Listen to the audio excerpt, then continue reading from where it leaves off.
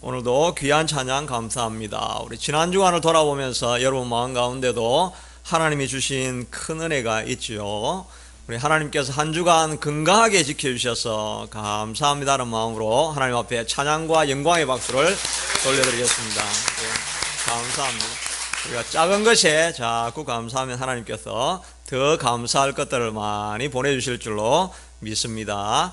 요즘 성경 공부를 굉장히 열심히 하셔가지고 우리 송병호 장로님의 숙제가 점점 많아지고 있습니다. 근데 다 이렇게 100점을 다 맞으셔가지고 이제 앞으로는 좀 더 어려운 문제를 내야 되겠다는 생각을 해봅니다. 우리 오늘 100점 맞으신 분들을 위해서 박수. 우리 거의 3분의 2 이상이 지금 동참을 하고 있는 정말 기적 같은 일을 우리가 하고 있습니다. 저는 오늘 본문의 말씀을 가지고 하나님의 진노라고 하는 제목으로 은혜를 나누기를 원합니다.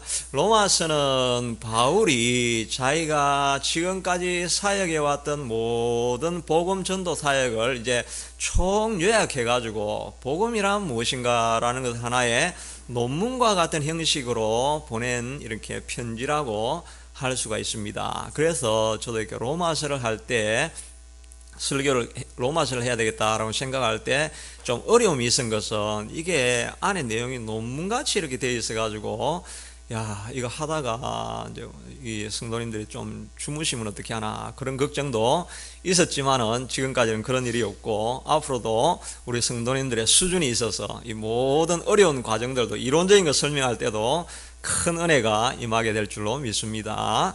왜 제가 로마서를 꼭 해야 되겠다 생각을 했느냐 하면은 이렇게 사역을 하려고 하면은 헌신을 요구하고 또 하나님 앞에 또 기도하고 하는 이런 모든 것을 요구할 때 제일 기초가 되는 이 파운데이션이 되는 것이 복음인데 복음을 먼저 말해놓지 않고는 토대를 놓지 않고는 우리가 어디로 가든지 무너질 수가 있다는 것입니다. 그러니까 처음 이제 사역을 시작해가는 과정에서 로마서로 토대를 삼자 하는 마음으로 조금 토대 쌓을 때는 이렇게 지루한 감이 있긴 하지만 그러나 이거는 꼭 지나가야 될 우리의 과정인 줄로 알아서 로마서를 나누게 되는데 지금까지는 은혜롭게 잘 나누어졌습니다. 그런데 오늘 본문이 여러분이 읽으신 것처럼 내용이 이제 1장부터 3장까지는 죄에 대한 이야기가 나와가지고 좀 되게 좀 무미건조한 그런 내용들이 좀 있기는 합니다. 그러나 하나님께서 은혜를 주실 줄로 믿는 것입니다. 1절에서 17절까지는 복음에 들어간 것이 아니라 로마 교인들하고 인사 나누는 것하고 복음이 무엇인가라고 하는 그 인트로덕션 그거에 대해서만 복음의 능력에 대해서 이런 것들을 내용했고 복음의 컨텐트에 대해서는 이야기를 하지 않았는데 이제 이 18절, 18절에 들어가면서부터는 이제 복음이 무엇인가 하는 내용을 적고 있습니다. 그런데 이 내용을 맨 먼저 적으면서 처음 나오는 이야기가 하나님의 진노하심이다 하는 것입니다. 하나님이 우리를 향해서 진노하고 있다 하는 것입니다. 왜 이 진노에 대한 이 불길한 이야기를 먼저 시작을 해야 하느냐 하면은 복음이라는 게 굿뉴스, 좋은 소식이잖아요. 좋은 소식을 이야기하기 전에 우리가 얼마나 비참한 상황에 빠져 있고 우리가 얼마나 하나님의 엄청난 진노 아래 놓여 있던 존재인가를 이야기해주고 그 다음에 그러나 그리스도께서 오셔서 우리를 대신해서 대속하시고 우리를 살려주셨다는 기쁨의 뉴스를 전해주었다 이렇게 이야기를 하면 우리가 이런 상태에서 이게 정말 기쁜 소식이구나 하고 기쁨으로 복음을 받아들이겠지요. 그렇기 때문에 앞에서는 이렇게 불길하고 어둡고 이런 내용들을 담을 수밖에 없다 하는 것입니다.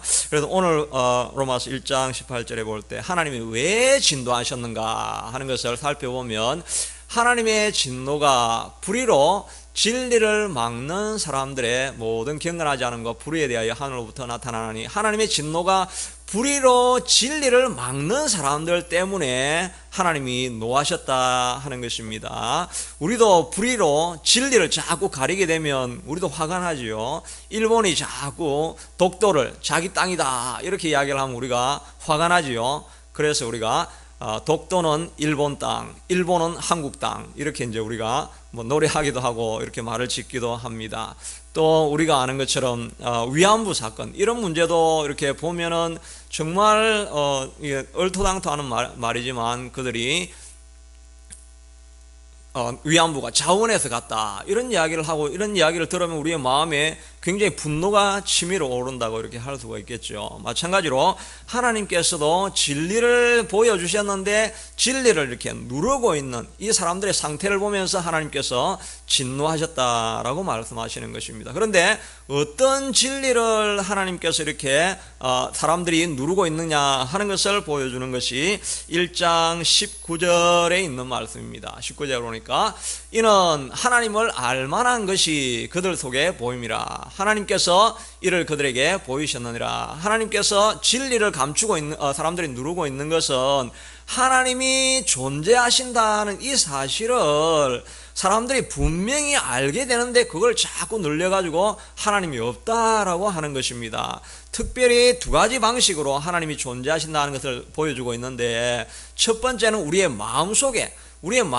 하나님이 존재한다 하는 것을 하나님께서 이미 보여주셨다 하는 것입니다. 이것을 좀 어려운 말로 칼빈은 신의식 이렇게 이야기합니다. Sense of Divinity라고 해서 우리의 마음 가운데 하나님에 대한 이 사모하는 마음, 영혼에 대한 마음을 모든 인류가 다 가지고 있다고 말하는 것입니다. 전도서 3장 11절에 보니까 하나님이 모든 것을 지었을 때 때를 따라 아름답게 하셨고 또 사람들에게는 영원을 사모하는 마음을 다 주셨다는 것입니다. 그러니까 태고 때부터 인류 역사를 다 살펴보면 모든 민족 가운데 다 종교가 있었습니다. 하나님이 아니더라도 다른 우상에게든지 모든 사람들이 영원에 대한 마음이 있기 때문에 무언가를 숭배하려고 하는 이런 종교의식이 사람들 마음속에 다 있다 하는 것, 이것이 바로 하나님이 존재하는 증거가 아니냐 이렇게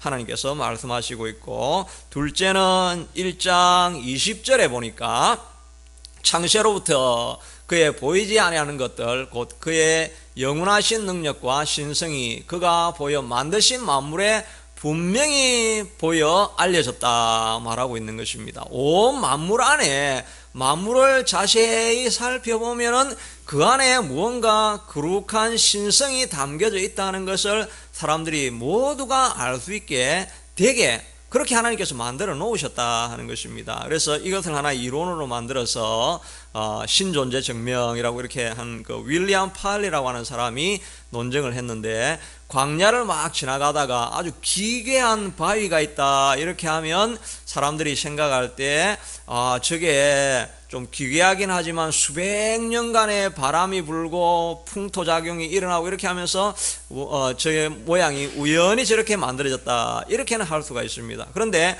거기에 시계가 뚝 떨어져 있는 것을 보면서, 그걸 보면서 시간이 많이 지날수록 갑자기 모래바람 가운데 철분이 막 모여지더니 어느 형태를 이루더니 나중에 시계 같은 모양이 되어졌고, 또 100만 년이 지나고 나니까 안에 톱니가 생겨졌고, 또 100만 년이 지나니까 밖에 이제 유리 분자가 막 와가지고 유리를 만들어가지고 이렇게 시계가 만들어졌다. 이렇게 하면 정말 어리석은 사람이죠. 뭐 또 더 심하게 말해서 정말 미쳤다 이렇게 이야기를 할 수 있는 것처럼, 이 땅을 만들어진 이 자연이 모든 것이 너무나 절묘하게 딱 맞아들어져 가게 생명체가 살아갈 수 있도록 이렇게 만들어진 우주를 보면은 누군가 그것을 디자인한 사람이 있다라고 이렇게 생각을 할 수 있다는 것입니다. 지구가 23.5도 기울어졌는데 그게 0.5도만 기울어져도 한쪽은 너무 덥고 한쪽은 너무 추워서 생명이 살 수가 없습니다. 그리고 태양과 지구 사이의 거리도 이게 몇 메다만 차이가 나도 온도 때문에 이 생명이 존재할 수가 없는 것입니다. 그러니까 자연 만물을 자세히 들여다보면은 이거는 분명히 누군가 만든 디자이너가 있다라고 하는 것을 알 수 있다는 것입니다. 그래서 그것을 요즘 인텔리전트 디자인, 지적 설계 이론이라고 해가지고 요즘 크리스찬 월드나 옛날에 있을 때 그 신문에도 이렇게 나오고 했던 그게 지적 설계, 누군가 인텔리전한 디자이너가 있어서 이 세상을 만들었다 하는 것을 사람들이 세상을 보면 다 알게 되어져 있다 하는 것입니다. 그런데 사람들이 그것을 신은 없다라고 이렇게 이야기를 하는 이유는 사람들의 마음 가운데 어두움이 찾아온 게 된 것입니다. 1장 21절에 보니까 하나님을 알되 하나님을 영화롭게도 아니하며 감사하지도 아니하고 오히려 그 생각이 허망하여지며 미련한 마음이 어두워졌다 하는 것입니다. 사람들의 마음이 하나님을 자꾸 떠나고 죄 오래 눌려져 있으니까 마음이 어두워져 가지고 정말 그 자연을 바라보면은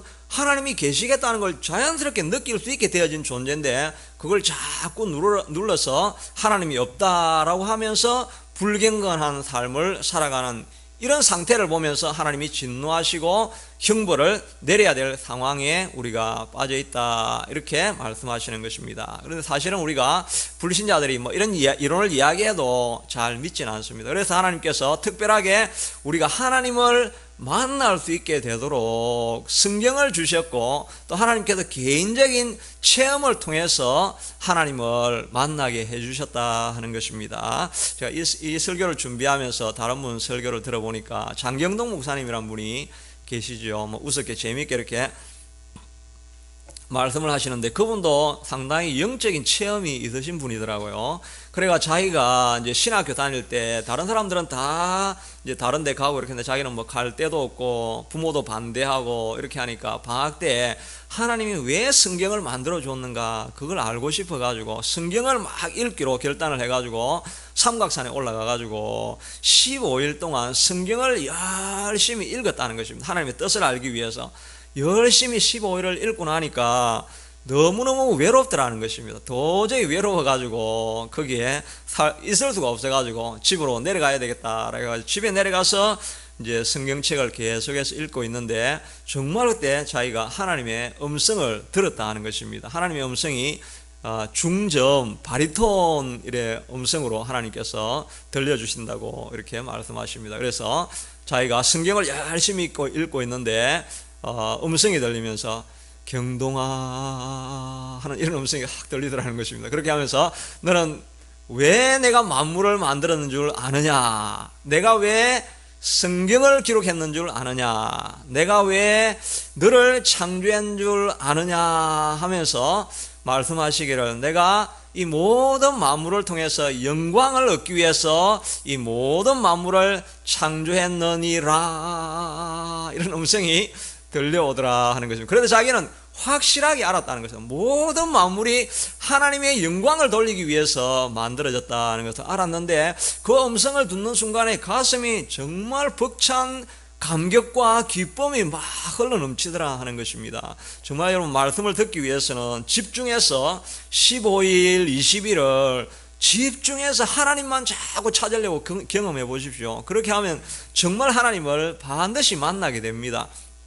너무나 놀라고 뜨거운 감격이라서 밖으로 막 나가보니까 버들가지가 춤을 추는데 전부 다 할렐루야 할렐루야 하면서 춤을 추더라는 것입니다. 새들이 막 날아가면서 짹짹거리는데 그 소리가 정말 다 할렐루야 할렐루야 합창 소리같이 막 들리고 나비가 팔락팔락 하면서 가는 그게 다 할렐루야 소리로 정말 들리게 되더라 하는 것입니다. 이건 진짜입니다. 경험해 본 사람은 아는 것입니다. 저도 옛날에 고등학교 때 수련회를 가가지고 정말 큰 은혜를 받고 기도를 하고 나서 밖으로 나와 보니까 바위가 저한테 이야기를 하는 것입니다. 정말 풀 하나하나가 꽃 하나 들꽃 하나하나가 저를 보면서 할렐루야 하나님을 찬양하라 하나님을 찬양하라 막 이런 말을 하더라는 것입니다. 이건 진짜입니다. 시편에도 나와 있는데 시편 기자도 그렇게 이야기를 했습니다. 똑같은 경험을 해가지고 하늘이 하나님의 영광을 선포하고 궁창이 그의 손으로 하신 일을 나타내시는도다. 이 시편 기자도 정말 경험을 하나님을 참으로 만나고 나서 보니까 온 세계 만물이 하나님께 영광을 돌리고 있는 것이 드러나게 되더라 하는 것입니다. 제가 바라고 기도하는 것은 여러분들이 하나님을 향해서 전심으로 집중할 때 이렇게 하나님을 만나는 경험을 꼭 해보시기를 바라는 것입니다. 하늘의 하나님께서 온 땅을 두루 살피시며 전심으로 나를 찾는 자에게 나타나시며 능력을 베푸신다라고 말씀하고 있는 것입니다.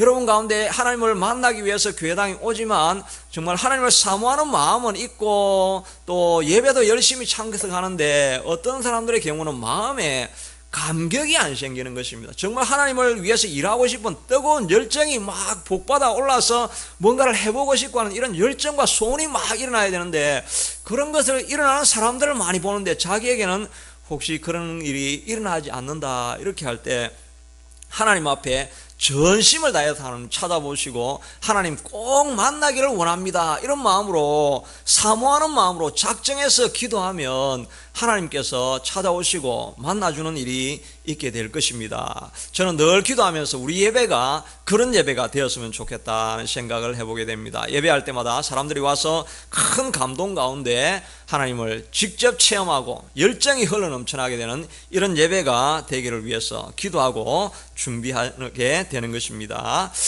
이렇게 하나님에 대한 소개를 하고 나서 그 다음에 나오는 본문이 하나님이 이렇게 분명히 살아계신데 사람들이 진리를 억압하기 때문에 하나님께서 분노하고 나중에는 이 죄인들이 자기가 하고 싶은 대로 그냥 하나님께서 버려두셨다 하는 이야기가 32절까지 계속해서 반복적으로 나오게 됩니다. 이렇게 하니까 이 사람들이 일어나게 되어진 그 죄악이 32절까지 나오게 되는데 그것을 크게 분류해보면 세 가지로 죄악을 분류하고 있습니다. 첫째는 우상 숭배하는 죄를 말하고 있고, 둘째는 모든 순리를 영리로 바꾸는데 이제 성적인 타락으로 이렇게 번져가는 그것을 말하고 있고, 셋째는 온갖 우리 안에 나타나는 불의의 죄를 말하고 있는 것입니다. 여러 가지 사소한 죄까지 포함해서 모든 이런 불의한 죄가 하나님을 경외하지 아니함으로부터 나온다 하는 것을 말하고 있는데,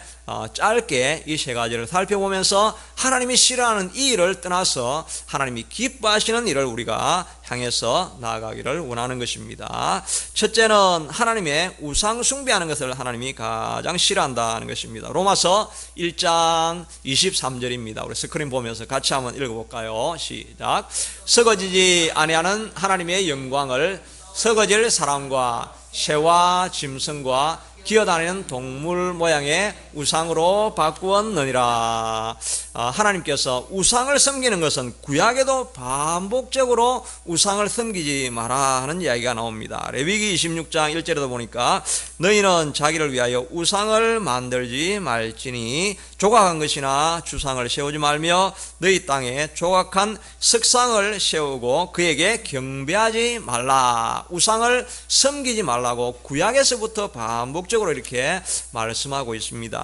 왜 하나님께서 이렇게 우상을 섬기지 마라라고 이야기를 하느냐 하면은 우상 그 자체가 문제가 아니라 그 우상을 통해서 초자연적인 이런 파워에 대해서 접촉하기 때문에 결국은 그걸 매개로 해서 이 귀신들과 연결되어지는 이런 일들을 하고 있기 때문에 하나님께서 절대 우상을 섬기지 말라 하는 것입니다. 이 초자연적이고 미신적인 영적인 세력과 접촉하게 되면 우리가 거기에 컨트롤 되어지게 되어지고 결국은 그 귀신이 요구하는 대로 우매하고 무지한 길, 비윤리적인 길을 우리가 가게 되기 때문에 하나님께서 이들을 절대 우상을 섬기지 말라 하는 것입니다. 이제 내일이 한국에는 추석이 되는 거죠. 추석날이 되어서 제사를 지내는데 저도 옛날에 제사 안 지낸다고 지금 핍박을 많이 받고 설날 추석이 되면 제일 괴로운 시간이 이렇게 되었던 적이 있습니다. 그렇게 하는데 이 제사에 대해서도 사도 바울이 말하기를 고린도전서 10장 20절에 보면 이렇게 말하고 있습니다. 무릇 이방인이 제사하는 것은 귀신에게 하는 것이요 하나님께 제사하는 것이 아니니 나는 너희가 귀신과 교제하는 자가 되기를 원하지 아니하노라. 이렇게 제사를 드리고 이렇게 하는 것이 결국은 음식에 무슨 변화가 있는 건 아닌데 그걸 통해서 뒤에 있는 귀신과 교제하는 기회가 되기 때문에 이런 우상을 절대 섬기지 말라고 하는 것입니다. 이 우상은 마치 우리를 얽으면 파워가 되기 때문에 한번 묶여지면 우리를 계속해서 억압을 해가지고 거기에서 벗어나지 못하게 만들고 우리를 컨트롤하게 된다는 것입니다. 내가 하기 싫은데 자꾸 우상이 나를 끌어당겨 가지고 미신적인 파워가 나를 땡겨 가지고 그거를 계속 하게 만들기 때문에 이들을 우리가 힘을 다해서 저항을 해야 된다 하는 것입니다. 한국교회에 유명한 목회자 삼형제가 있는데 우리 김선도, 김홍도, 김국도 목사님 이제 넷째도 있다고 하는데 다 목회자였습니다. 이 가정이 정말 하나님 앞에 쓰임받는 가정이었죠. 이 세 형제 믿음에 크게 쓰임받은 이 믿음의 형제 목사님의 부모님의 신앙이 또 아주 굳건했다는 것이 알려져 있는데, 옛날에 자기 마을에 시골이었는데 그 마을이 잘 되기 위해서 산신령께 제사를 드려야 된다고 해가지고 1년에 꼭 한번 소를 잡아서 제사를 드렸다는 것입니다. 그러니까 가정마다 돌아다니면서 돈을 좀 같이 나누어 내라고 이렇게 이야기를 하는데, 이 어머님이 믿음의 사람이니까 절대 우상 섬기는데 돈을 낼 수가 없다라고 돈을 안 줬습니다. 그렇게 하는데 바로 그날 밤에 그 5살 된 제일 큰형 선도가 이제 열이 엄청 40도까지 올라가면서 애 눈이 막 돌아가고 헛소리를 막 하는 이런 병이 나는 것입니다. 그러니까 동네 사람들이 그 봐라, 산신령 안 생기니까 저렇게 아들이 죽어가는 게 아니냐, 아들 삼기려면 빨리 돈을 내라, 이렇게 이야기를 하는데 애가 막 헛소리를 하는데 5살 된 애가 엄마 박옥순 데려다가 경 읽어줘. 이 박옥순이 누구냐니까 무당 이름입니다. 무당 이름을 부르면서 경을 읽어서 내 병을 낫게 해달라고 이렇게 하는 것입니다. 그러니까 정말 이 머리가 쭈뼛 서지 않겠습니까? 아, 정말 이렇게 내가 무당을 안 섬기고 신을 안 섬기니까 이런 일이 일어났는가 보다, 이런 생각을 할 만도 했는데, 그의 아버님이 그 애를 보면서 선도야, 너 죽을 테면 죽어라, 이렇게 이야기를 했습니다. 하나님이 주셨다가 하나님이 데려가시면 할 수 없지, 너를 잃을지언정 나는 예수는 버릴 수 없다, 이렇게 하고 산에 올라가서 그 찬 바위를 붙들고 밤새워 기도했다는 것입니다. 밤새워 기도하고 나니까 하나님께서 세미한 음성으로, 하나님이 들려주신 것이 아니고 옛날에 어떤 노인이 했던 세미한 음성이 기억이 나더라는 것입니다. 어떤 약초가 있는데 그 약초를 데워가지고 그걸 뜸을 들이면 이 병이 나을 수 있다, 이런 이제 음성이 생각이 나가지고 실제로 그렇게 했더니 그 병이 나았다는 이런 간증의 기록이 있는 것입니다. 우상이 끊임없이 와서 생명을 달라고 하면서 이를 내가 하는 일, 나를 섬기라고 하는 세력으로 계속해서 달려오는 것입니다. 그러니까 우리가 생명에 문제가 있으니까 우리가 하나님을 섬겨야 되는 것을 알면서도 우상을 섬기러 달려갈 때가 많이 있다는 것입니다. 우리 신약에서 와서는 이런 우리가 섬기는 우상은 우리가 섬기지 않아도 마음으로 원하는 이 탐심이 우리의 우상이 된다라고 이렇게 말씀하고 있다 하는 것입니다. 세상에서 내가 좋아하는 것, 내가 하고 싶은 것, 이런 것들을 우리를 끊임없이 끌어당겨서 예배 보는 자리, 또 기도하는 자리, 하나님이 원하시는 사명의 자리에 있지 못하도록 우리를 끌어당기는 이런 욕심이 우리의 우상으로 우리에게도 끊임없이 다가온다라고 말하고 있는 것입니다. 이번 주에 제가 어떤 설교를 듣다 보니까 제가 좀 신선한 충격으로 다가온 이런 그 설교도 아니고 간증인데 설교의 일부분이었는데, 한국의 큰 교회 중에 그 지구촌 교회라고 다 들어보셨죠? 네, 지구촌 교회, 우리는 온세상 교회고 지구촌 교회가 있는데, 거기에 그 담임 목사님, 지금 이제 원로 목사님이 되신 분이 이동원 목사님, 뭐 교계에 많이 알려주신 분이잖아요. 그 다음 후임으로 오신 분이 진재형 목사님이라는 분이 지금 사역을 한 8년 정도 하셨는데, 지난주에 그분이 사임을 하셨다. 그 사임 고별사 같은 그 설교 안에 일부분을 누가 이게 에디팅을 해가지고 그 부분을 딱 보여줬는데, 자기가 지금은 이제 모든 사역을 그만두고 케냐 선교사로 간다 하는 것입니다. 그 2만 명 이상 되는 그 큰 교회를 버려두고 선교사로 가는 거는 지금 사실 그런 일들이 없었죠. 지금 대다수의 큰 교회가 사회의 문제를 일으키는 그 문제의 핵심에 있는 자리인데, 정말 이분이 그 모든 것을 다 내려놓고 케냐 선교사로 간다고 할 때, 와, 정말 저도 마음에 다가오는 것이 있었습니다. 아, 정말 이분은 하나님 앞에 쓰임받는 사람이구나, 하나님 앞에 붙들림 받아서 하나님을 위해서 살아가는 사람이구나, 그렇게 생각하니까 이분이 했던 모든 것이 이제 다르게 보이는 것입니다.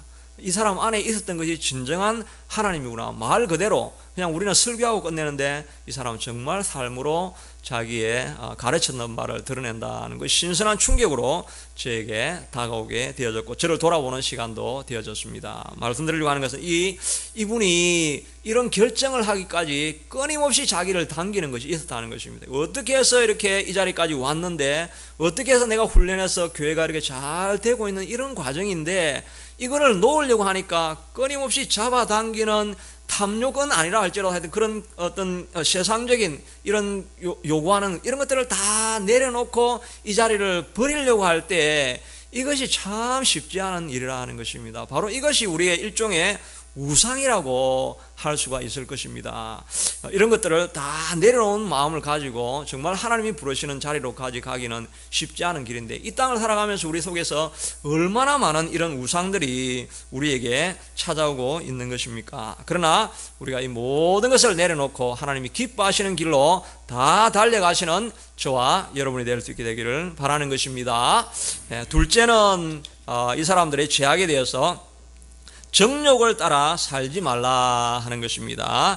1장 24절인데 우리 스크린을 같이 보고 읽겠습니다. 그러므로 하나님께서, 다 같이 읽겠습니다. 그러므로 하나님께서 그들의 마음의 정욕대로 더러움에 내버려 두사 그들의 몸을 서로 욕되게 하게 하셨으니, 이렇게 해서 죄악 속에 다 버려두니까 이 사람들에게 나타오는 게 가장 먼저 드러나는 게 있기에 성적인 문란함이 일어나게 되었다 하는 것입니다. 그리고 나서 계속해서 나오는 것이 바로 오늘날 우리가 사회적인 이슈가 되고 있는 동성애 문제입니다. 1장 26절부터 보면 27절에 보면 그와 같이 남자들도 순리대로 여자 세기를 버리고 서로 향하여 음욕이 부릴 듯하며 남자가 남자와 더불어 부끄러운 일을 행하며 그들이 그릇 때문에 상당한 보응을 그들 자신이 받았느니라. 이 당시 로마가 가장 팍스 로마나 시대가 가장 번성한 시대였지 않습니까?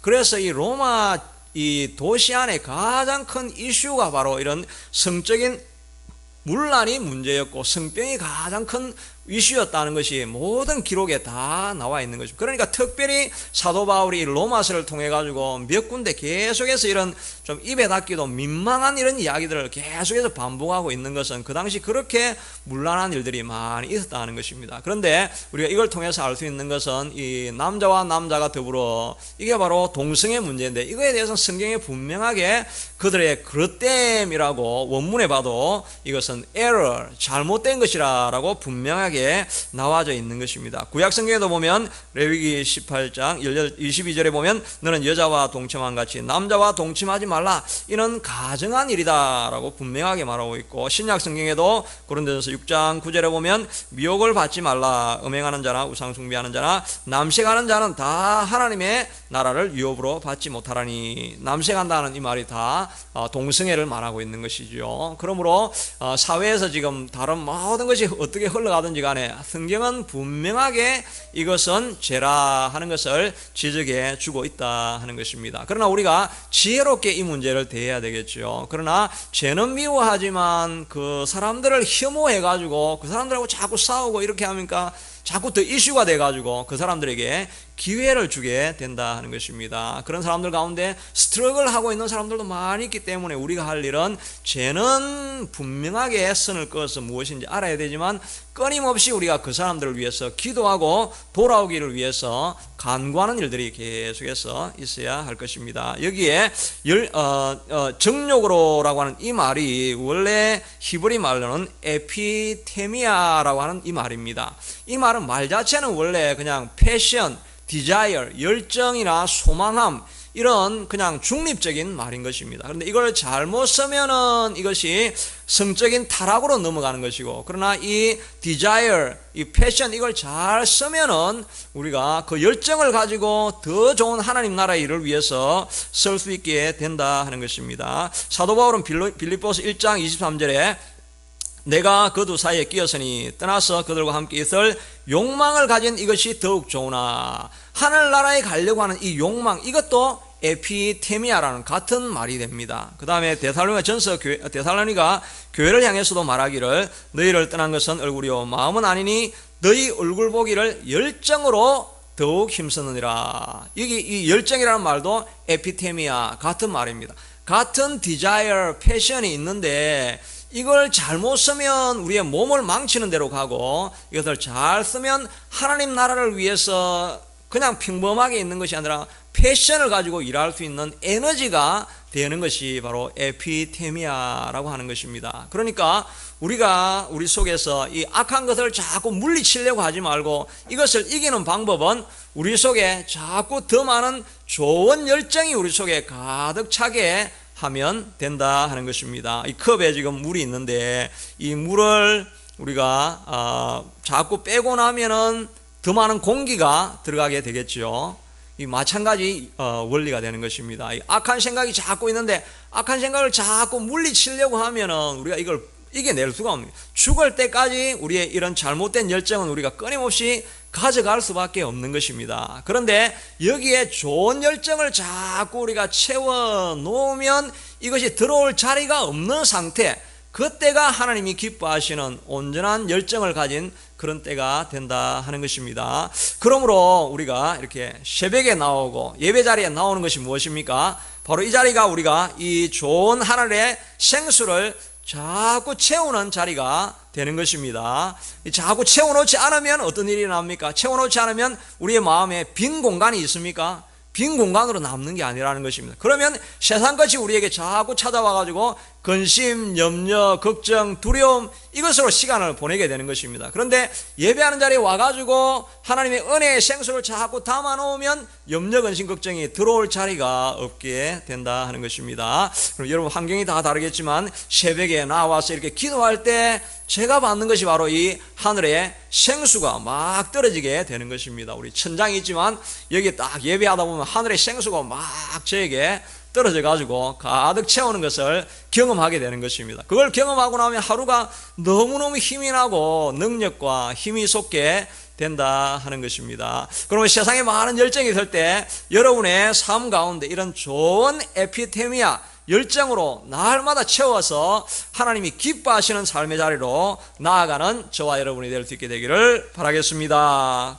이 시간 우리 다 같이 한번 주신 말씀을 생각하면서 반주해 주시고, 큰 소리를 내지 않아도 주신 말씀을 생각하면서 하나님은 반드시 살아계신데 하나님, 내가 모든 삶의 영역에서 하나님을 인정하는 삶 살기를 원합니다. 가만히 있으면 내 영혼이 빈 공간이 생기는 것이 아니라 악한 정욕이 생기든지 아니면 하나님을 향한 선한 열망이 생기든지 두 가지 중에 하나인데, 하나님 내 속에 날마다 좋은 능력을 채울 수 있게 도와주시옵소서. 이 진재영 목사님은 자기의 가장 귀한 것도 다 버리고 가는 것이, 이것이 진정한 크리스찬의 삶인데 내 삶에도 버려야 될 것을 다 버리고 주님만 섬기게 해주시옵소서. 같이 기도하겠습니다.